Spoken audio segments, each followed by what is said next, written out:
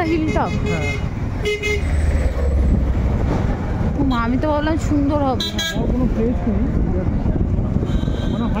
আমরা যেখানে আছি এটা হচ্ছে অযোধ্যা হিল টপ। এটা আমি ভাবলাম কোনো টুরিস্ট স্পট হবে ঘোরার, কিন্তু কিছুই না, জাস্ট একটা জায়গার নাম। আর এটা পুরুলিয়া দেখো 38, টামনা রেল স্টেশন 33, আর সিরকাবাদ 13 কিলোমিটার। আর এইদিকে তো কিছু নেই, তো চলো ময়ূর পাহাড়টা দেখে আসি।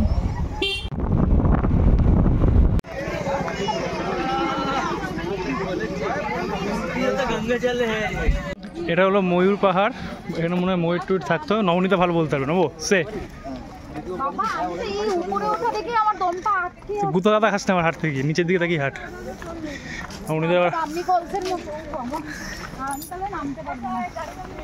আমরা কি আছে ওপরে চলো দেখি, কেন ময়ূর পাহাড় হলো তাও জানি না।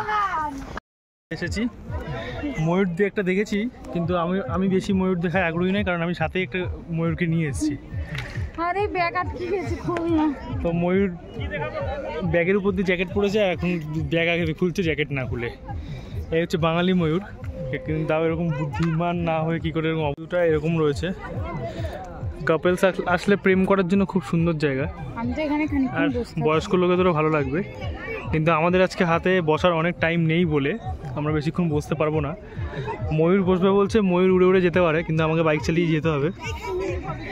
তো এই যে ভিউজ, এখনও দূরে কুয়াশা দেখা যাচ্ছে। তো তোমরা আসলে শীতকালে এসো, শীতকালে ভালো লাগবে। গরমকালে গরমে রোদ্দুরের জন্য বসতে পারবে না। এই যে পোজ দেওয়া শুরু হয়ে গেছে, ওখান থেকে লাফ দিলে উঠতে হবে, যদি উঠতে পারো তাহলেই লাফ দেবে, নাহলে যে দূরে যেও না, কাছে আসো। আর ভাবছি এরপরে মারগুমা ড্যামে যাব। তুমি মুখটা সরে দাও, তোর জন্য পিছনে সুন্দর জিনিসটা দেখা যাচ্ছে না। এরপরে ভাবছিলাম মারগুমা ড্যামে যাব, কিন্তু টাইমের অভাবে যাওয়া হবে না, কারণ এখান থেকে প্রায় 16 কিলোমিটার, 32 কিলোমিটার আপ অ্যান্ড ডাউনে যাতায়াত করতে হবে। তো তারপরে আবার 350 কিলোমিটার গাড়ি চালিয়ে বাড়ি যেতে হবে।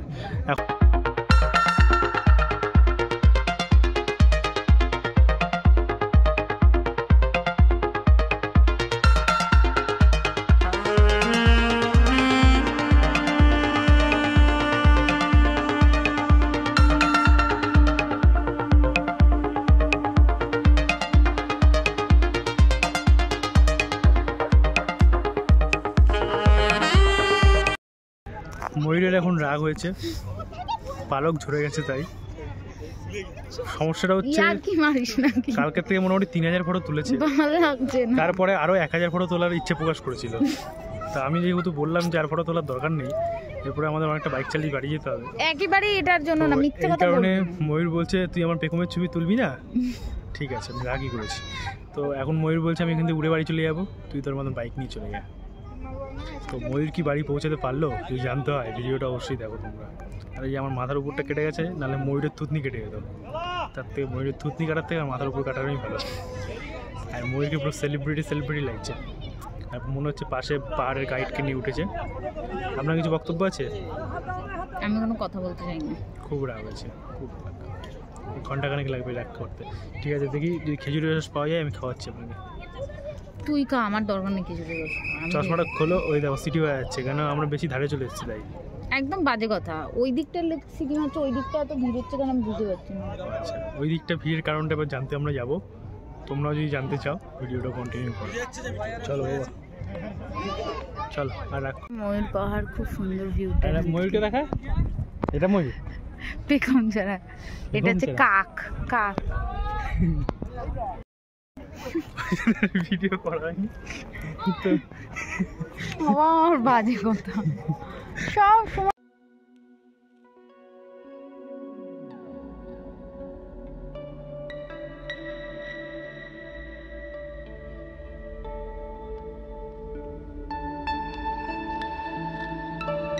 এত শয়তান, এই উপরটা আরো যার আছে, ও নিজে কষ্ট হচ্ছে বলে বলে কি আর কিছু নেই, চল চল চল নেবো।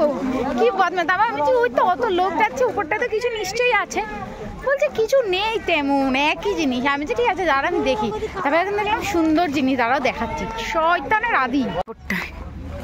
সুন্দর সুন্দর হচ্ছে, এখানকার লোকগুলো একটু নাড়া নাড়া থাপ্পড় খাবে।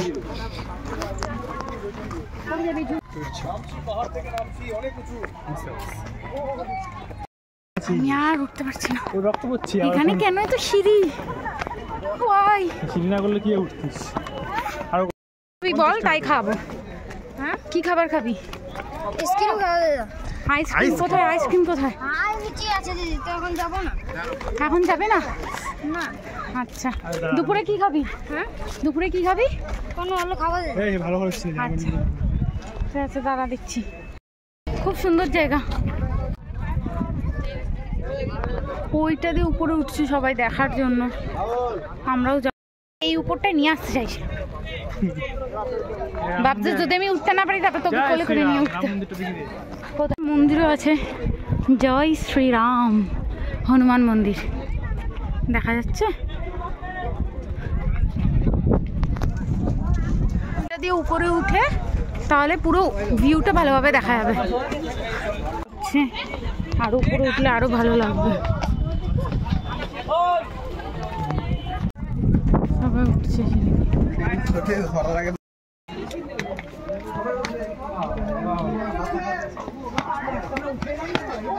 আরো উপরে উঠছি। বাবা বাবা, খুব সুন্দর,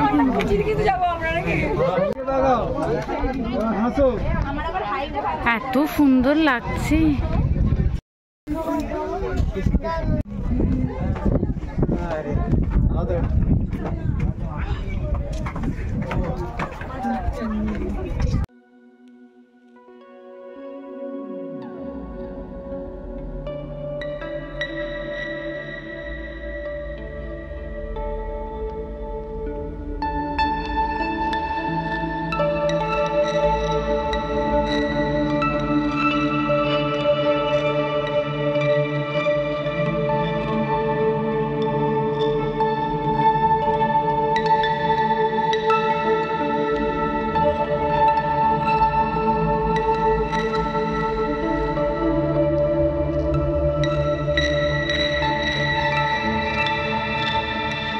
সেই দুঃখের বিষয় নামার পালা।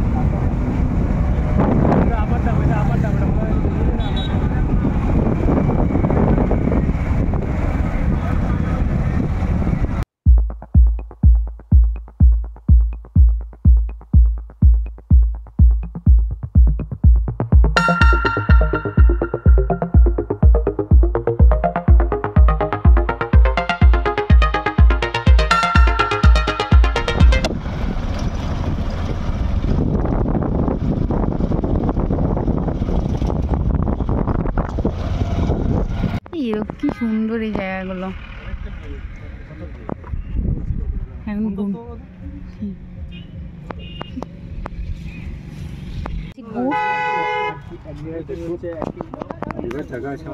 পুরুলিয়াকে টাটা বাই বাই বলে আমাদের বাড়ির দিকে রওনা দিতে হবে। আমার ফোনে অলমোস্ট চার্জ খতম, তো এখন আমি একটু ফোনটা চার্জে দেবো, তারপর আমরা বাড়ি বেরোনোর জন্য ব্যাগ ঠ্যাগ মানে ভালো করে প্যাক করে নেব, নিয়ে বাড়ি থেকে রওনা দেবো।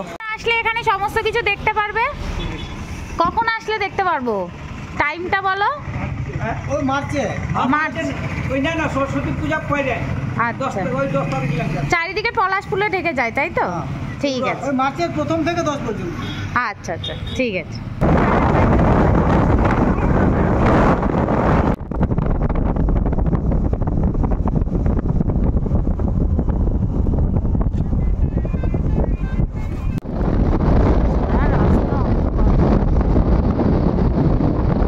পুরুলিয়া যাওয়ার সময় আমরা জয়পুর ফরেস্ট হয়ে যাইনি। যারা আমাদের পার্ট 1 পার্ট 2 ব্লগগুলো দেখেছো তারা জানো। আর আসার সময় আমরা জয়পুর ফরেস্ট দিয়ে এসেছি, কেননা তন্ময়ের ইচ্ছা ছিল আমাকে জয়পুর ফরেস্টের মধ্যে থেকে নিয়ে আসার, আর আমারও ইচ্ছে ছিল জয়পুর ফরেস্ট দেখার। কিন্তু যেহেতু অনেক রাত হয়ে যায়, জয়পুর ফরেস্ট দিয়ে বাড়ি ফেরার পথটা আমাদের একটু রিস্কি ছিল বলতেই পারো। যখনই জানতে পারে বাড়ির লোক যে আমরা জয়পুর ফরেস্ট দিয়ে বাড়ি ফিরছি, তখনই সবাই শুনেই বকাবকি শুরু করে দেয়। তবে সত্যি কথা বলতে আমাদেরও দুজনেরই কিন্তু ভয় লাগছিল। আমরা মনে মনে ভাবছিলাম যে এতটা রিস্ক না নিলেই হয়তো ভালো হতো, কেননা আমাদের সঙ্গে কেউই ছিল না। মেনলি এটাই সমস্যা, কেননা আমরা দুজন ছিলাম। রাস্তায় যদি কোনো প্রবলেম হয় তো কেউ আমাদের হেল্প করতে পারবে না। আর তোমরা দেখতেই পাচ্ছ এখানে কিন্তু কোনো লোকজন কেউ নেই, শুধু লরি যাচ্ছে আর আমরা দুজন বাইক নিয়ে যাচ্ছি। তো আমারও ভীষণ নার্ভাস লাগছিল, কিন্তু তবু আমি তন্ময়কে বলছিলাম যে চিন্তা করিস না, ভগবান আমাদের সাথে আছে, ভগবানের কৃপায় আমরা ঠিক বাড়ি পৌঁছে যাব, দেখিস। তো আমরা বাড়ি পৌঁছেও গেছি, কোনো অসুবিধা হয়নি রাস্তায়। কিন্তু আমাদের দুজনেরই জীবনে প্রথম দেখা একটা ভয়ঙ্কর অভিজ্ঞতাই বলতে পারো। এইরকম যে কুয়াশা হতে পারে, মানে একটা ধোঁয়ার মতো, মেঘের মতো মনে হচ্ছে কুয়াশাটা একদম সামনে চলে এসছে। তোমরা ভিডিওতে কতটা বুঝতে পারছো আমি জানি না, কিন্তু আমি চেষ্টা করেছি ভিডিওতে তোমাদের দেখানোর। একবার তোমরা দেখো মানে কুয়াশাটা কেমনভাবে, মানে সেই পাহাড়ের উপরে উঠলে মেঘ আর পাহাড়ের চূড়া যেমন মিশে যায়, সেরকম মনে হচ্ছে কুয়াশার সাথে রাস্তাটা মিশে গেছে, সামনে কিচ্ছু দেখা যাচ্ছে না। এখানেও আমার ভীষণ ভয় লাগছিল, কেননা দেখতেই পাচ্ছ সামনে লরি আর আমরা বাইকে, ভীষণই রিস্ক। তার মধ্যে তো ছিল হাড় কাঁপানো শীত। আমি জানি ভিডিওটা গরমকালে পোস্ট করছি, তাই তোমরা অতটা রিয়েলাইজ করতে পারবে না যে কি অসম্ভব শীত ছিল। আর কুয়াশাটা দেখো, আমি তো জীবনেই প্রথম এরকম কুয়াশা দেখলাম যে সামনে কে দাঁড়িয়ে আছে তাকেই দেখতে পাচ্ছি না। গাড়ি চালানো তো কতটা রিস্ক সেটা তোমরা নিশ্চয়ই বুঝতে পারছো। এই ভয়ঙ্কর কুয়াশা ঘন রাস্তা পেরিয়ে যখন আমরা একটু আলো দেখতে পেলাম, দুজনেই একটা স্বস্তির নিঃশ্বাস পেলাম। ভাবলাম যাক, এই যাত্রায় বেঁচে গেলাম। আজকের ভিডিও এই পর্যন্তই, দেখা হচ্ছে নেক্সট ভিডিওতে। টাটা।